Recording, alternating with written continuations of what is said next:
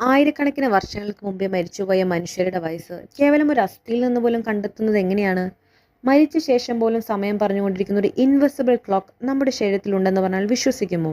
സത്യമാണ്. Carbon 14 dating അഥവാ radio carbon dating എന്ന ടെക്നിക്കാണ് ഇതിന് നമ്മളെ സഹായിക്കുന്നത്. ജീവിച്ചിരിക്കുന്ന എല്ലാ സസ്യങ്ങളിലും മൃഗങ്ങളിലും കാർബൺ 14 ഉണ്ടാകും. കാർബൺ 14 എന്നത് മാസ് നമ്പർ 14 ആയിട്ടുള്ള കാർബൺ ആറ്റമാണ്.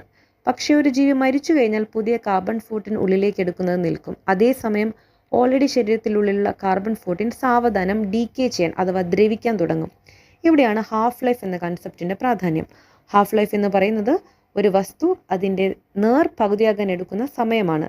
കാർബൺ 14 ഹാഫ് ലൈഫ് 5730 വർഷമാണ്. അതായത് നിലവിൽ ഒരു ഫോസിലിൽ 100 കാർബൺ 14 ആറ്റംസ് ഉണ്ടെങ്കിൽ 5730 വർഷങ്ങൾക്ക് ശേഷം 50 കാർബൺ 14 ആറ്റംസ് മാത്രമേ ഉണ്ടാകൂ.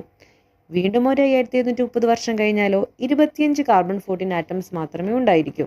ഇങ്ങനെ ഒരു ഫോസിലുള്ള കാർബൺ 14 എമൗണ്ട് നോക്കിയാണ് ആ ജീവി എപ്പോഴാണ് മരിച്ചതെന്ന് ശാസ്ത്രജ്ഞർ കണ്ടെത്തുന്നത്. ഇനി പറയൂ, ഒരു ഫോസിലിൽ 12.5% കാർബൺ 14 ആണ് ഉള്ളതെങ്കിൽ അതിൻ്റെ പ്രായം എത്രയായിരിക്കും?